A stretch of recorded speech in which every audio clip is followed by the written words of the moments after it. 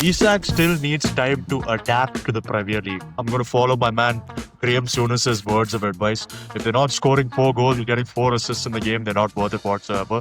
And it's always easier to make fun of United than any other. You got a keeper who can actually jump and get the ball. Staffs are being, not given breakfast and everything, washing their own laundries. And by Trent, I also am reminded we don't have Trent also. So they're more like the Manchester United of the league. You know that he's doing some freaky shit. Dwarves and everything, man. Dwarves and everything. Does he need time to adapt? Footism podcast, football podcast, not anything you only fan freaks are here for. What is this podcast about again? Feet, right? It's a game that Saurabh likes. I like football. I mean, the only position I know you guys need is a new manager.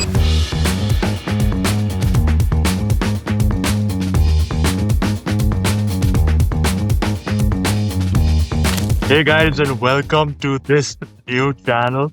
My name is Nitin, and I would love to welcome you guys to the Footism podcast. Your eyes are not deceiving you. Our name is actually Footism podcast. If you come here via some more serious channels, I advise you to turn back. This is not what you think it is. This is purely a football podcast. Yes, that's right, football. We're going to be discussing football. So if your intentions are poor, you better leave now. If not, I hope you enjoy this footballing content we have for you here today. Of course, I'm not alone. I have some co-hosts here with me.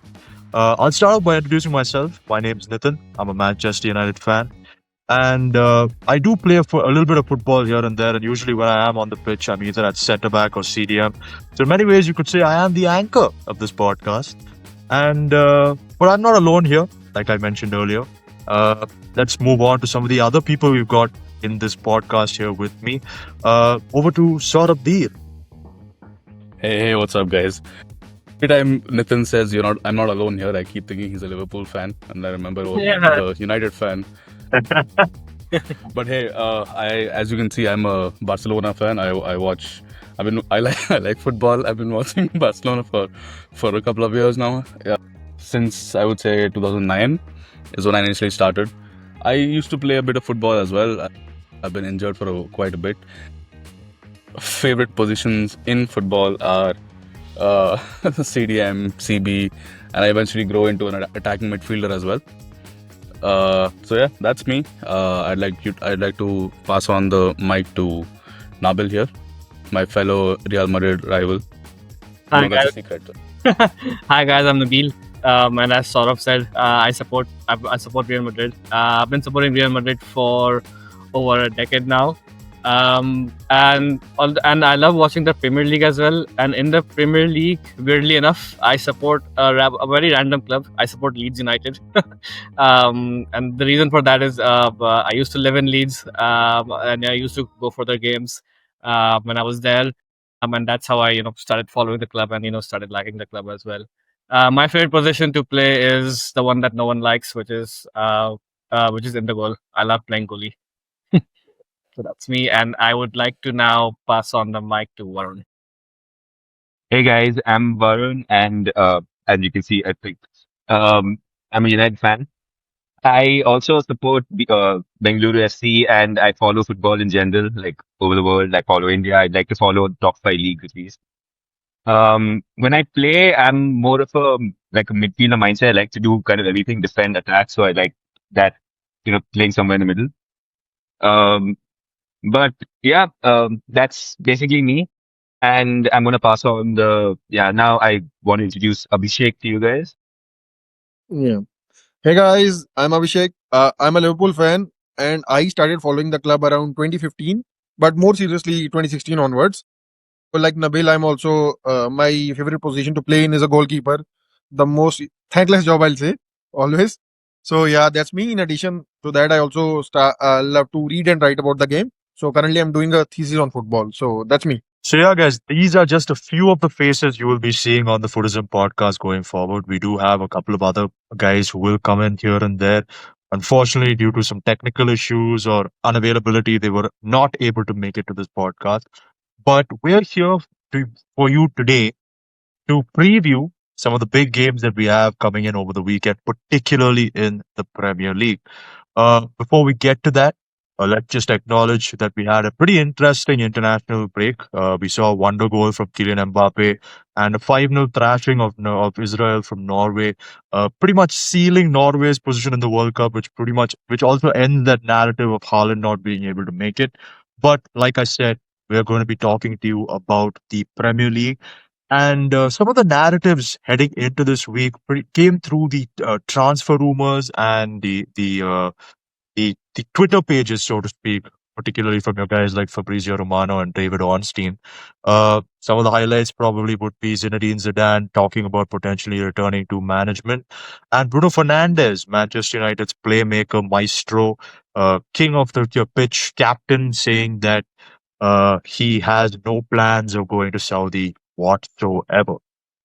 Speaking of Bruno Fernandes, speaking of Manchester United, we obviously have to talk about Ruben Amorim. Amorim has struggled, to say the least, in his first full season with at the helm with Manchester United so far. We're currently in the bottom half of the table, and we did manage to pick up a win last week against Sunderland, but things are not going to be easy for us heading into this game week, primarily because we've got to face Abhishek's favorite team, Liverpool. I'll turn to the other United fan on this call here with me today. Varun, what chance do you think we have against the mighty Liverpool? I think I'm going to say what a lot of people have been saying in general. Absolutely none. No, I'm just kidding. No, that's not what I think. So the way we played this entire season has been a very like up and down thing, and also because of the fact that nobody expects Amarim to do well in general. Every time we lose, they think it's the end of the line. They think there's absolutely no chance of winning. I think in the next game, something at least one positive shows up, and then everyone's like, "Oh, okay, look, that's a positive. We can move forward." So it seems like United is progressing at a very slow pace, but Liverpool, on the other hand, seems to have won the title and then decided that they've done everything they need to right now. So let's just chill for a bit. That's what it seems like because as much as they can do, they are taking it very easy. They haven't been performing as well, but they're still winning. They Their stats are good according like in some areas they have for a lot of people who didn't know, Wirtz has a lot of chances created, but he's not really showing it on the field in terms of assists and goals. So I feel like United have done a good amount so far to challenge in the game.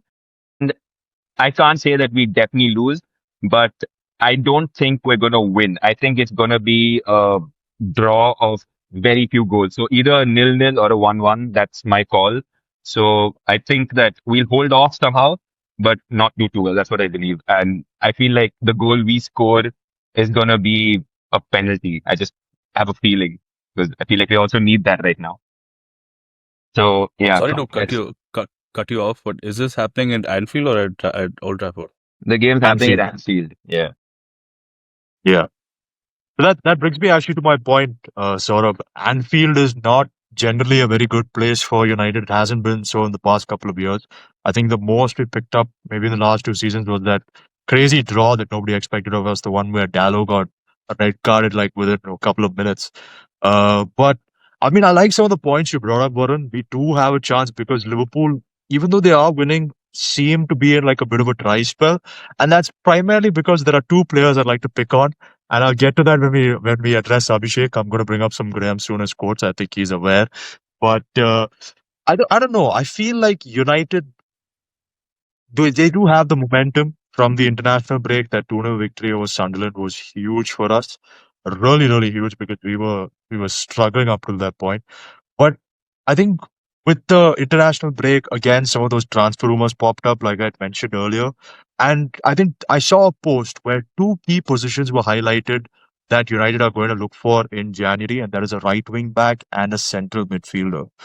The central midfielders that United are generally being associated with it right now are Carlos Baleba, Angelo Stiller, and Adam Wharton, all class players. Uh, Right wing back, I'm not really sure, but let's focus on those central midfield positions. Abhishek, Nabil, you guys have watched the Premier League uh, quite a bit. Saurabh, I don't know if you know any of those names particularly well. I know The that. only position I know you guys need is a new manager, man. Oh, okay. All right, fine.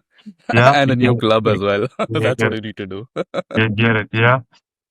But yeah, Nabil, Abhishek, before we transition into the Liverpool side of things, yes, United need a new central midfielder. The Casemiro pairing with Bruno Fernandes is not working out. Neither is the Manuel Ugarte pairing with Bruno Fernandes. I would make a case for playing Kobe Mainu more, but clearly that's not Amarim's plan. Of those three midfielders, who do you think would be a good fit for this United team? And will bringing in those midfielders actually change anything for United, in your opinions? You go with Nabil first. Right. So you mentioned Stella, Baleba, and Adam Wharton, right? Um, I mean, if I could pick anyone, I would definitely go for Carlos Baleba. He's been good for Brighton so far. Has I think he has the most Premier League experience of all three as well, which I think is very important. If you do want to sit in that particular position, I'm not sure how much Adam Wharton has played for Palace, but I do think that Baleba might have more experience. I may be wrong, but yeah, but obviously one really challenging thing for United will be is his price tag, obviously. Because I think in the summer we heard that Brighton were asking for like a ridiculous 110 million or something. So that might just make it very hard for United to get him. So if you counter in the factor in the price tags, you may have to settle for Stiller or Wharton. In that case, I would again go for Wharton because I think for Premier League clubs, Premier League experiences, I think it's massive, it's huge. Because we've seen players from different leagues, no matter how good they are, they do take their time to adapt to the league. As we're saying with Florian Wirtz. But no, yeah, I think the best player would be Carlos Baleba. But yeah, I'm not sure if they can get him with the price tag that Brighton may put him on.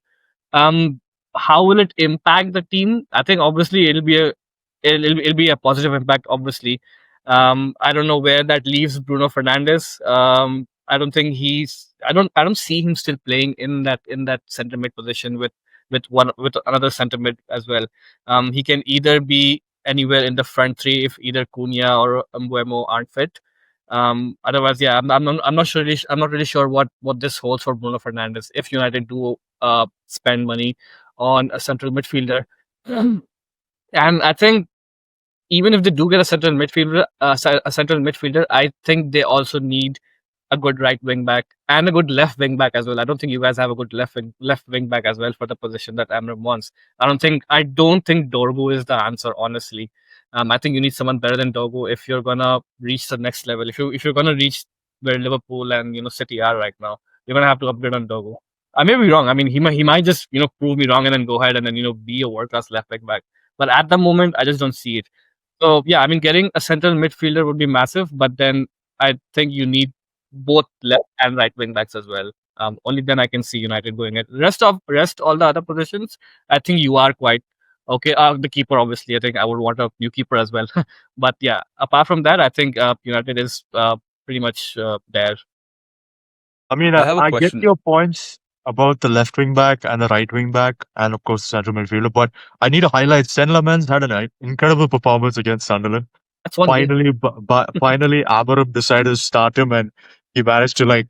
I mean, United fans were cheering every time he collected a cross. Even I was cheering all the way here in Bangalore. I was like, oh my god, you got a keeper who can actually jump and get the ball. This is amazing.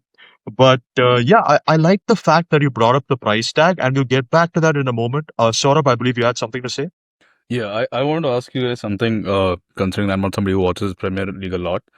What do you think is going wrong or right with words? Do What? you think, I don't know if I think I remember seeing either an interview, or I don't know if it was Thierry Henry or it was, I don't know, we spoke about it on a call before, or it was Nathan speaking about it, but it was basically about the spaces in Bundesliga being way more than Premier League. Yeah. I think I heard Thierry Henry say that it's like, let's say you Yeah. get a second and a half in Bundesliga, you get much lesser in Premier League to make a decision. And do you think that's the reason that's happening? And I'm asking this specifically to Abhishek as well. So before we can let Abhishek in, I'm glad you brought up words because that was actually the point I want to bring up. The price tag, 150 million pounds for words. What you're recalling about that 5 second thing was, I think Abe brought it up in a conversation we had previously. Abe, for you guys who don't know, is another one of our co-hosts here. He was unable to join us. But yeah, let's talk about Florian Wirtz, and then we will get on to Alexander Isak as well. Wirtz, 150 million pounds paid. Abhishek, I'm looking directly at you. Was that money well spent after 8 games, or does he need time to adapt? Tell me. Okay.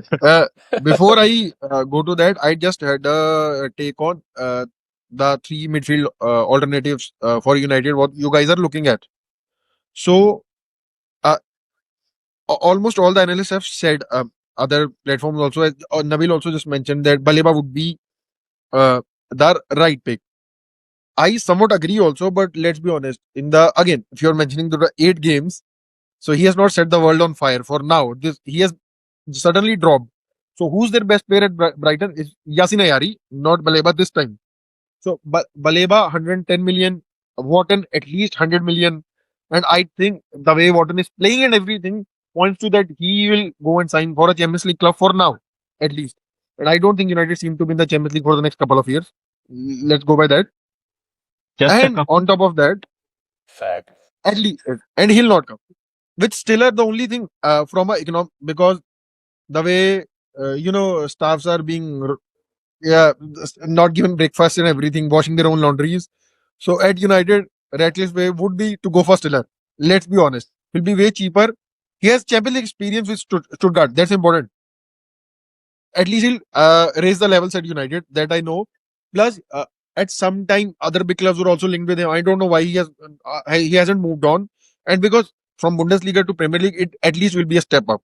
So he might be easier to convince also, because in Premier League you have to look at the wages also. So United can give at least higher than Stuttgart, and then all those factors considering, the economic side makes sense to go and sign Stiller. But then again, there's the directors, whoever the directors at United, that's their call. Because I remember you guys also, when Dan Ashworth was coming in, you guys were behaving like, okay, we'll win the Premier League because of Ashworth. So it's not going to be one player. It will be more players than one. I'll not stretch into other positions, specifically center midfield. These are the players, and most economical would be Stiller, and then you can fill in other positions. Just one thing I wanted to ask you guys was, do you guys strictly play in a 3-4-2-1, or it reverts to a 3-4-1-2 somewhere? I mean, the 3-4-1-2, I think, is usually when we're playing Bruno Fernandes or Mason Mount instead of a striker. The 3-4-2-1 is, of course, when you've got Bruno Fernandes in midfield and you've got Benjamin Sesko up top. Okay. So the default is 3-4-2-1, right? This is the thing I don't understand about him. When you have got Bruno, and everybody has been crying over this, so you can just play him in the hole behind the front two, and even if Sesko doesn't play, just for taking an example, so you can, I think Kuna goes from the left, right? So so Kuna goes from there. You have Mbeumo there, and then you have Bruno pinging the balls over to them. That will be a good strategy. I don't think that does you any harm. While Sesko also beds in the Premier League. If you go basically want to give him time, let's be honest, he's also a young player. These guys have experience. Mbeumo scored around 20 goals, right, last year? Around 20 goals. 19, 20 somewhere. Yeah, So 23, I think. Yeah, more. yeah, there have to be some tweaks, right? So that's what I see. So other positions, I don't have paid much attention to it. My bad. But of course, I will look into it further also. So yeah, going to Florian Wirtz. So just correcting, it is 16.8 million pounds with 100 million guaranteed and 16.8 million add-ons. In euros also, it's somewhere around 134 or 136 million euros. So that's one part. But again, as Varun mentioned, that he has created, I think, in the Premier League, he has created the most chances, 22. But the problem there is players are not finishing it up. I know that again there were memes like Cardio Man and all those things. Yeah, he's making a lot of off the ball runs, helping in defense and everything. I totally agree. That takes a time, because there was a quote that Slot made for Isak that can also be alluded to for Wirtz, that we have not signed him for the next 6 weeks. We have signed him for the next 6 years or 5 years in Wirtz case, whatever that is. So I know there is a problem. Of course, you want a 100 million signing to hit the ground running. And of course, you can go back to Graham Souness, Pogba and everything. But then Pogba's thing went on for 6 years. He was good. I've seen him scoring great goals. But then again, those great moments, what you expected from Pogba for 6 years was not there. But then again, I'm not justifying Souness quotes. But if you remember the other day, the Chelsea game where Wirtz basically had this, I think, flick from his left foot. If Salah finishes it, everybody is going gaga. But then it did not happen. So it's also about that our forwards are not also firing properly. Salah has like first 8 games, I don't know, it's 3 goals or 2 goals or 3 assists, something of this. So that is the thing. Gakpo has not been up to that level where he's expected. Isak is still betting in. You have Ekitike, he's good, but after that, again, stupid red card against Southampton. So then also last 2 games, I don't think he's done much so far. So that is the thing with him. Again, you want better. He certainly should have been better. But something I'm reminded of what Gary Neville said. So it again, the Gary Neville podcast, he said something that sometimes what you need as a player is, especially when you're playing as a number 10, sometimes you just need to keep walking so that you are scanning the pitch. He said the boy is always running. So I somewhat agreed with him also. Because if you're walking around, so the defender who's marking you, he would not know exactly where are you going to run, what turn are going you're going to take. So, but if he'll keep running, he'll have some sort of anticipation. So maybe he'll also needs to iron out some chinks in his armor. But of course, it's an adaptation. That's what I'll say. But I just hope he comes good sooner rather than later because things are not looking good for us, at least for now. Abhishek, I have a question. What do you Yeah. think of everything you said and the way Liverpool is played? What do you think the result is going to be? What's your prediction? I'm just curious because I said 1-1 or 0-0 because I don't think it's going to, like, I don't think we're going to score too many or neither are you basically because of how it's been. So what do you think? No, I personally think when we are not too good, even if we are good, just leave aside the 5-0, 4-0, or even 7-0 for that matter, those 3 games, United always up their game against us because this is the game which matters. Let's be honest. Even if wherever you guys are in the table, I'm not talking about Everton or other games. It's United at the end of the day. It's hatred, right? But yeah, but what I feel is we are not playing good. Our defense is shaky. Grunberg went out with a hamstring the other day playing for the national team. Konate was substituted at 45 minutes in our previous game. I think against Chelsea. Yeah, Grunberg went into centre back. Who we have? Robertson might play at centre back. Leon is out with ACL. Endo might play. We don't have a fit centre back. Konate did not play for the national team also. So the way we are conceding also, I won't be amazed if it's a 2-2. And if we have to win, we'll have to score at least 3. So again, if you want two predictions, it's either going to be 3-2 for us or a 2-2. I don't Fair enough. see a like outright victory. I'll be amazed if the only thing a saving race would be this international break came just at a right time for us. So that slot goes back to a drawing board, rethink some of the things, and okay, as Carragher said, it's no longer a game of basketball, like 5 in defense, 5 in attack, and end to end. We are not controlling any game. Just one thing, if you put things in perspective, since that I think 5-1 thrashing of Spurs, when we sealed the title, there has been not a single game which we have properly played in control, which we have controlled from minute 1 to minute 90. No game. So this has been a trend. And by trend, I also am reminded we don't have Trent also. So I mean, yeah, no, no chemistry for Salah. So a lot of factors basically. But yeah, let's see. just one point before we move on. Sorry, one sec. I Yeah. just want to say that you said that United has always done well at Anfield. We have not lost. We lost to you only twice since the 7-0, and then we lost only once since then. I think it's been like in those 2 years, we only Draws. lost twice. We do not win at that. Like we find it extremely hard at Anfield. I know that you're saying that like sometimes we do well against Liverpool, but Anfield no. And also the Okay. fact that in general it's not been looking too good. I don't think that it's fair to say that you guys we also make bad teams look better. So if you think you're playing badly, then wait for Sunday. I think you guys will have a like in that way you will improve your game. That's what I want to say. Hopefully so. I mean, to be fair, I think Liverpool, while their defense is kind of trash, their attack is something to be worried about. And if they manage to score goals in a more consistent fashion, and we all know United is capable of letting them in like it's a loose tap or whatever. Uh, I think it'll really hinge on the performances of their other 100 million man, 125 million pound man to be exact, Alexander Yes. Isak. And if you guys can see, I've sent on the chat, the WhatsApp chat. It's a quote from a very particular Liverpool fan, and he writes, Isak still needs time to adapt to the Premier League. Yeah, I've seen that. I I I don't get it. Why is it one thing for other clubs and another completely different thing for United?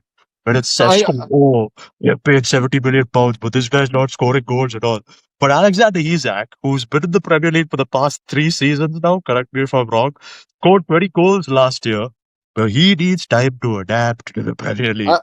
I I'll Make just it I'll make just yeah, I'll just come in. So basically, that guy must have basically copy pasted the words code, just remove the name, and oh yeah, my job is done. But of course, the other part was shit. So more than words, I'm more assured about Isak, just not for Premier League, because for words, the numbers won't always be that high because then attacking midfielder, it's difficult to prove. Personally, I think when it becomes a numbers game for forward players, Isak is more, I think, likely to be the easier one to, okay, score goals. And if he scores what, 15 to 20 this season, I don't think people will much be, criticizing him or something, because in our front three, the goals will be divided, right? But if what doesn't hit double figures in both departments, G and A, right? So then people will have questions. But with Isak, I think 15 to 20 should be good. And then he is the new signing I'm the least worried about. Uh, It's yeah, there was some noise behind me, so I just what I'm trying to say is, for I'm the least worried, just not because of Premier League or something. It's just that I don't know the goals he has scored so far, the way he's turned around when like whenever we have played Newcastle for the past year or so, the Carabao Cup goal and everything. I'm the least worried about Isak. Again, it's just that adaptation not in the Premier League but to his new teammates. That is what is important, and not having a full preseason. So people might criticize also going on a strike or something. I also did not agree at the time also. So yeah, should not have gone on strike. But then again, if your head is not there, the coach will anyway not play you. You guys must have remembered De Gea when he wanted to go to Madrid. Van Gaal did not play him for the whole month, right? Romero was playing at that time. So again, Coutinho in our case also happened. So players anyway won't play, so it will hamper their fitness. So I was reading this article on the Athletic also at the time, that you can do all the individual bits by your own coaches and everything. But when you have to sprint at everything, the game like situation, which you can only do with your teammates, you won't be able to practice, and that takes a little time to basically get up to speed with. So maybe I think after that this break gets over, I think against United we might see a better Isak than the other game. I just hope that. I mean, fair enough. I'm still going to hold both Isak and Wirtz to a high standard. I'm going to follow my man Graham Souness's words of advice. If they're not scoring 4 goals, you're getting 4 assists in the game. They're not worth it whatsoever. But let's hear from the other guys on the podcast. Nabil, as a Leeds fan, you have, I'm sure, watched Isak in action, although Leeds were in the championship last year. But we will get to Leeds as well. I have some interesting questions about that as well. What are your thoughts on Isak and Wirtz's performances with Liverpool so far? I think it's. I think I've said this before on the group as well. I think all these new players that you've got with Liverpool, whether it be Florian Wirtz or Isak or whoever it is, a lot of these new players are playing together for the first time. So I think it's quite normal to expect that they're not gelling together instantly like you want them to. Because I mean, you can literally put like 5 6 superstars together, but you can't automatically think, oh yeah, I've put them together now they're just gonna click. It may not happen. I think that's fine. So yeah, I think Isak, I mean, he will eventually score goals. I think we all know this. I mean, we've seen him with Newcastle as well. He is a very good striker. So if I was a Liverpool fan, I wouldn't be too concerned with Isak or with Florian Wirtz. And again, I remember this, like Florian Wirtz is still very young. He's like 21 or something. I don't know. And for any player to make a big move to a big club in the Premier League, it's gonna be hard. It's gonna be hard. Let's be honest here, right? Because it's Florian Wirtz and because it's 116 million. I think we just read too much into it, and obviously the spotlight is gonna be a lot on him because of that price tag and because of the hype there is, and that's also fair. But then, yeah, I think if we analyze, I think we need to give Florian Wirtz a bit more time. I feel. Um, but yeah, I mean that's my take on it. I know Liverpool haven't been great for the past 3 games. Like I think they've won. I think they haven't won any actually. Drawn or I'm not sure. Um, but yeah, I wouldn't be too worried at this point. I don't know how the fixture list is coming up. Abhishek would know better than me. But yeah, I mean, I would be patient if I'm. And Liverpool, I mean, they're still second in the table, so it's not like they're far off from the top spot as well. So yeah, I mean, and this is a good game I see to get the season back on track. A good win against United, and they could be right back on track. So it's a good opportunity for them as well. So yeah, I mean, that's really my take on this. I just had one question for Abhishek. Yeah. Abhishek, would you start Florian Wirtz on Sunday? I think he should start. Also for the reason that if you're starting at right back, that also becomes important because now you're playing Szoboszlai also at right back nowadays. So that's what holds the key. In the international break also, he was playing like 90 minutes for Hungary. Last international break also, it's like clocking up minutes after minutes, and somewhere your body's gonna break. It's not always the engine will keep on giving. So that's what is important for me. If Szoboszlai plays at right back, what is going to be the number 10? But I think these are the games which he should start because these are the biggest game, and because this is a player who has decided big games. Like I think the last Champions League he got for the first last season for Leverkusen, for the first 4 games he had 4 man of the match performances, and wherever United are in the table, it is a big game. So I think he should start big games because big players do that.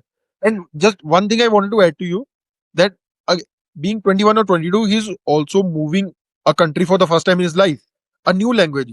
He has just started learning English, I think 2 years ago. So it's still not very fluent. And Scouse accent, you can all of us have listened to it. So it's a different gravy. So a new country, he's staying alone. His family is not there. Again, his family manages his affairs also. They just come for the game. So a lot of personal factors also, which we have to take into consideration. We have done a lot of stupid stuff, and we have 22. So he has a lot more to do. I feel, yeah, it'll take some time, but hopefully it comes good. Yeah, I think I want to add not to everyone's gonna be a Kylian Mbappe. Yeah, that's exactly what I want to say as well. When we associate players with price tags, especially this day and age, these are all players who the market is so inflated, right? You have to spend that much to get players of this quality. But at the same time, when you pay 150 million or 120, whatever, how much ever you paid for Words, you are not getting a Kylian Mbappe or an Erling Haaland, right? You can't expect them to. They're not world beaters. They're just like incredible players. They're not unreal.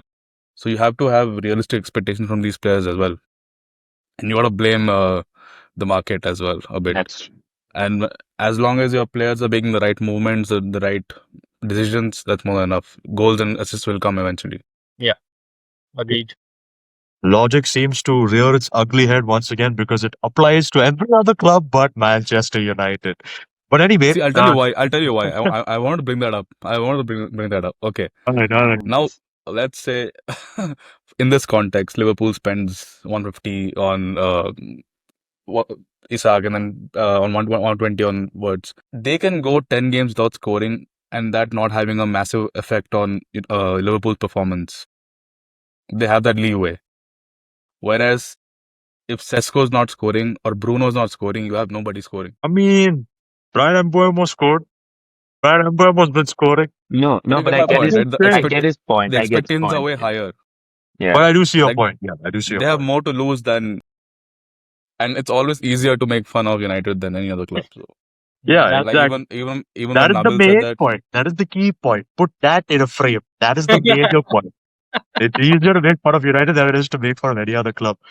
But speaking on the logic side of things, another thing that logic hasn't been applying to is the way relegated clubs have been performing in the Premier League. And that's where I want to bring you in, Nabil, because of course you are, or not relegated, sorry, newly promoted clubs have been performing in the Premier League. I mean, they That were was my relegated as Lords, so nice. it's fair to call them relegated I clubs. talked to Varun about relegated clubs because they're heading that way. But anyway, let's get back on track. Leeds United, one of the Yeah, three so teams that have. you guys have hope then. You guys have hope. You guys get relegated, come back, and then play well. That's the only. That's the only way, right? These Barca Madrid fans, they just never have to talk about relegation, so they're making the most of it. Continue. Nitin, go on. Yeah. Leeds United, one of three teams that were newly promoted to the Premier League. The other two being Burnley and Sunderland, and all three of them are surprisingly not in the relegation zone. And there is actually a good chance that we might end the season with all three of these newly promoted teams staying in the Premier League. Nabil, what do you think has helped these newly promoted teams thrive so much in the Premier League this season? Well, I think Leeds and Burnley had an unbelievable season in the Championship last season. Both of them had 100 points each. So yeah, I mean, it almost felt like Leeds and Burnley were just too good for the Championship. Honestly, they were just running over every club they faced. Burnley, I think, had gone like for a record 10 or 15 games without conceding a goal or something. I mean, that's Mm, insane, even yeah. in the Championship. So yeah, I mean, Leeds and Burnley had an unbelievable Championship season. So obviously, some of that was going to reflect back onto the Premier League as well. Sunderland as well. I mean, Sunderland have been good. I mean, Sunderland has always been a massive club in England. No matter which league they play in, they're always a big club, especially in that region, in north of England as well. And even in the Championship, like we throughout the Championship, because I was for the Championship last season, obviously, and Sunderland, like we knew Sunderland wouldn't finish in the top two, but we knew they would be in the playoffs. And we also expected Sheffield United to, just beat Sunderland anyways. But under amazing like there were like a lot of last minute goals that got Sunderland to where they are right now. Even in the playoff final as well, I think they got a last minute goal or something. So it's been a really good championship season for them. In the Premier League, I mean Sunderland. Wow, I mean they've just surprised everyone. They were like sixth before the United game, if I'm not wrong. So yeah, no, it's good to it's very refreshing to see championship like newly promoted teams doing so good. Because I think Premier League fans in general also, they just hate seeing they don't like seeing the same teams coming up and then going down again and again. I think you want some different teams coming up and down as well. So yeah, no, I think all three teams have been really good. Um, Talking about Leeds United, I think we've made some good signings, like 10, 11 signings we made, but unfortunately none of them in a striker position that we really needed. The best we have is Dominic Calvert-Lewin. He's looked all right in a few games, but I don't know if it's gonna be enough to keep us up. I think our defense and our midfield have to be like I think first of all we have to make sure they're fit. Our starting midfielders and our starting defense have to be fit if we're gonna stay in the Premier League. If that happens, then I have no worries. If not, then yeah, I mean, even though we're okay right now on the table, we could be looking at relegation if we don't have a fit squad. So yeah, I mean, yeah, it's good to see all three clubs doing so well. Anyways, We're just talking about how Abhishek was talking about the fact that it's the beginning of the season, right? Like everything seems a lot worse right now in terms of how people are performing because they have only that much of a sample size. So even relegated teams, like I mean, I said relegated teams because you did. Promoted teams like Leeds, Burnley, and Sunderland, like they're doing well right now, but we don't know how they're gonna. So saying that they might all three stay up is something that it seems like it'll happen right now, but if as the season progresses with all the teams improving, like if Liverpool plays even slightly better, we know that they're probably going to win the title. Like they just need to improve a little bit and start playing consistently. That can make such a big difference. So for the smaller teams, yeah, if they slip, if they don't do as well, then they could very easily fall. I don't know if it's going to be all of them. I feel like Sunderland is one of the most consistent of them. Leeds and Burnley, I feel like Leeds will somehow stay up, but Burnley, I'm a little unsure of right now. But yeah, it feels like you never know what can happen as the season goes on, is my point. And yeah, you saying fitness helps because that's what affects teams. Like the big teams, the ones with money, actually have resources to help players improve their fitness through the season. Players like teams like Sunderland, Leeds, Burnley, rich as they are, because in the Premier League, they're still not as rich as the, let's say, big six. Yeah. So they are only going to get more tired, although Jan will have some signings. They're just going to keep reducing. So yeah, especially during the festive period where there's like a fixture every 3 4 days. There's a Premier League game on after Boxing Day and everything. exactly. Yeah, I mean, I personally hope that they all stay up, and I'm actually looking forward to seeing maybe a Coventry and Middlesbrough join them next year. But I mean, like you guys said, it is still early on in the season, and as we were talking about earlier, and as I mentioned earlier, fitness is going to be a key factor. And that brings me to the injury situation around the world of football right now. There are a lot of key teams missing key players. Martin Odegaard recently went out with an injury for Arsenal. And Ruben Amorim really recently brought up the injury of Lisandro Martinez, and how he is going to be a key figure for United in that left centre back position when he comes back. I hope so too, because that left side has been a little bit of a worry for us. Like you mentioned, Dorgu hasn't hit his stride, and neither has Shaw in that position. But let's talk about injuries outside of the Premier League. Let's talk about injuries in La Liga. And that's where we can bring our boy Saurabh in because his boy, Lamine Yamal, has a very interesting injury. Saurabh, why don't you elaborate on your boy's injury for us? Uh, so he's had this thing for about a while now, and the thing is, off late, Barca has been trying to be more specific with the injuries that they put out. They tell you what exactly happened to each player. But with Lamine Yamal, it just says pubis injury, and there's nothing more. And you just have to assume that it's his new, I don't know, relationship life or some shit like that. You know, that he's doing some freaky shit. You Yep, never yep. know. So I assume it's that. But again, Dwarves and everything, man. Dwarves and everything. but also I feel like at some point I feel like this might have been overblown in the sense that I feel like it could be a slight conspiracy from the club and the player to not send him for the international break because he had just come back from an injury and he had played two games, the Paris game and the Sevilla game, and he was just getting back into the flow, and going to international break again could have easily gotten him injured again. So I feel like there is some shady shit behind that, likely. But I just hope he's back soon, man, because we've had a lot of injuries now. We have Rafinha's off. Ferran Torres got injured last night. He might not play in the next game. Uh, Lewandowski just come back. Lewandowski just again. Yeah. He just came back, Uh, or I he's no, I think he's out. No, I think he's out. Lewandowski out El Clasico as well. Yeah, some muscle Yeah. discomfort once again. yeah. And the players on Fermin Lopez is gone, and these are the players we need. And most importantly, John Garcia is injured. John Garcia, by the way, is our goalkeeper for you Premier League Yeah, fans. I'm aware of John Garcia. I'm aware. I've got a photo with him. Oh, damn, crazy. Oh. Yeah, John Garcia. just I a, think- just a slight I just flex want- there from Abhishek, yeah, on the side. Subtle flex. I got a picture with John Garcia. I just got a comment on Lamine's injury. So again, Yeah.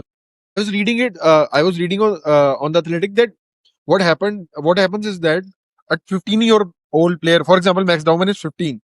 So a 15-year-old player can easily look like an 18, like Dauman is, and can also look like 12 because of the growth. So even if Lamine is fully grown, he looks like a man.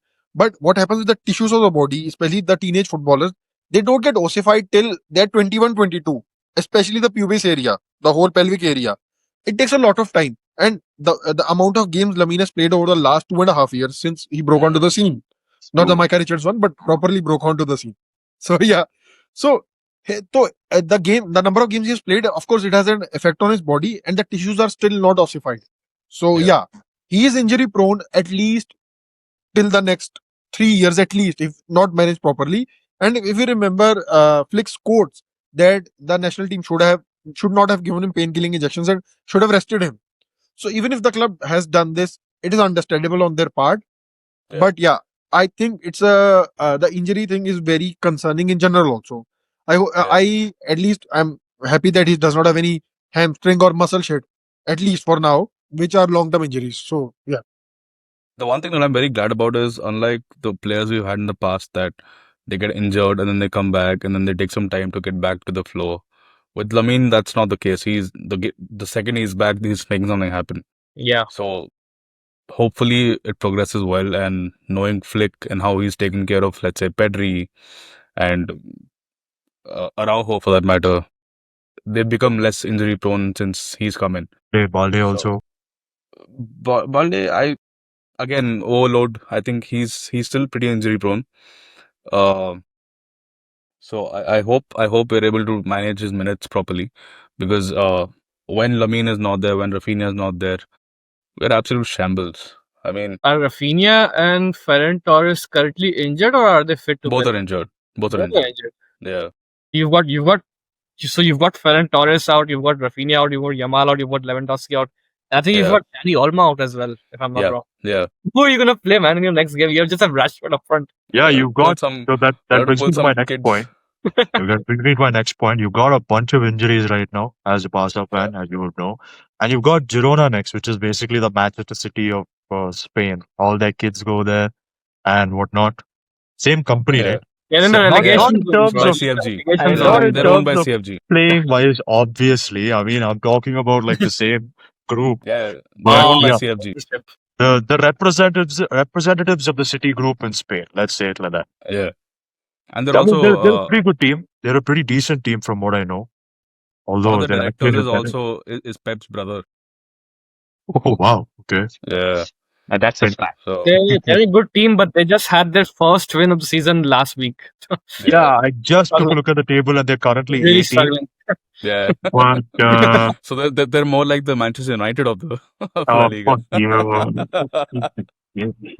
Yo, man. My God. Well, well, Anyway, you said they just won jokes last week, so aside. this could be the climb. Imagine the climb if they beat Barca now. You said they just won last week, right? So And they most likely could as well. But I hope the international break has gotten a little bit of a mental switch for the players, because we were terrible in that Sevilla game. We were so bad, and that rest is very much required. Yeah, because I mean it's really tight at the top in the La Liga right now. Barca is on 19 points and Real Madrid is on 21. A win against Girona would go a long way for Barcelona. But I mean, like you said, injuries are a huge issue. You're going to play probably Rashford on the left, and I'm really Rashford don't know. front, center, right, everywhere. Everywhere. He's the only Yeah, attacker we have. I mean, fair enough. Yeah, We're gonna have to pull out a few kids from the La Masia, make them do some child uh, labor. yep. That's the only way we Not win a the new next few games. formula for Barcelona. Let's just say Yeah. that. But yeah, Barcelona really need to bring in their A game if they want to challenge Real Madrid. And Real Madrid also have an interesting match ahead of them. They're Wait, facing I just Getafe. want to bring up a point before you go Yeah, on to Real Madrid. yeah. That I just got reminded when we were talking about the La Masia. There's this new kid that I think is going to be a pretty big deal in the next coming years. He's 15 right now. I don't know Okay, his name exactly, but he's right up your related. alley. But but he's related to Elias Moriba. I think he's his cousin Oh, or his he's Oh, brother. okay. cousin. Yeah, he's the Cousin, cousin. yeah. The taller kid. Yeah. Yeah, and he's left-footed, and he's apparently he's broken Lamin's records in the youth setup. So very excited to see what's coming up. what is Lamine with is your his idol. academy? What is your academy feeding people? I want to know. Like, where does it come from? Like, it's just like one after the other. My God, that's impressive. Don't say that. Don't say that. The last time, like the world football said that about La Masia, they started dipping, and then Wait, it's only come back so, to. so you're saying I shouldn't say how amazing Yamas is? Like, they've done so well so far. Yamas just came out. Don't put Nazar, bro. Don't put your United eyes on La Masia, so amazing. Everybody loves La Masia. it. Their worst product just is only Andre Onana. I mean, come on. That's like the bar. Like the We don't lowest bar. consider him. Can you imagine We don't how consider amazing him. the other talents are? Wow, just a brilliant impression. But yeah, like you were saying, you're looking forward. I think his name is Baba Kuruma. Yeah. Yeah, I think so. Yeah. it'll be interesting to see what he's like. Hopefully, he's a defender though. What I can see, centre back. No. He's a left-footed winger, as far as I remember. I mean, according to transfer marks Imagine, at Wikipedia, capable of imagine playing he's centre back, centre midfield, and central midfield. But anyway, such a whatever it is. good defender that I, he's been killing it and breaking Yamas records. He comes in, plays centre back, and scored all the goals for Barcelona. That's a fair point. That is a fair point. That is actually a good point. Yeah, but let's swiftly move on. I think we're hitting the 50-minute mark. yeah. Let's go on to the last La Liga game we're going to describe, and then we'll shut up shop for our first episode. Real Madrid facing Getafe. Of course, we've got our resident Real Madrid fan here.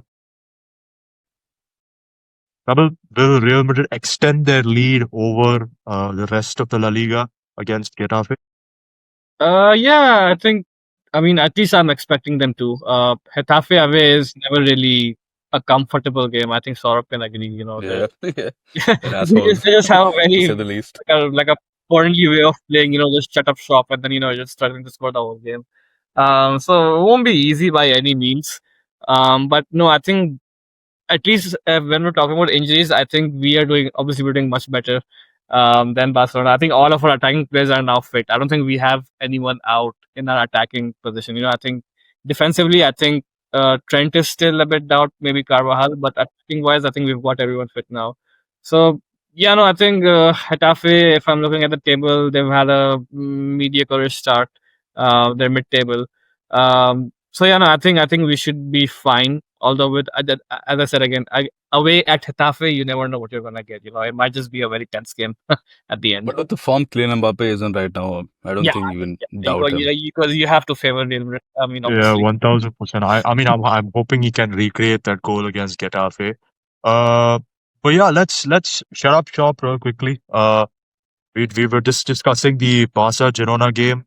Predictions from the La Liga fans. Oh God, I'd say a 1-0 win to Barca. 1-0 in the Barca. Who you got See, scoring? it's either going to be a 1-0 1-0 win or like a 3 or 4-0. The other Oh, way okay. around. Yeah, no, yeah, no, all right, yeah, yeah. Choose one. Girona starts Uh, playing like City instead of United. Is that what you say? Yeah, yeah. yeah, fair enough. Nabil, what do you think about the Real Madrid Getafe game? What is your prediction with the score? I think we'll get I think we'll get 3-0. I think we should be 3-0. You know? Oh, fuck. He's afraid of saying 4-0 because of last season. All No. the 4-0s. I think Varun and Abhishek gave their predictions for the Liverpool United game. Both of them have it Yeah. either going as a draw, and Abhishek has like a 3-2 victory going on.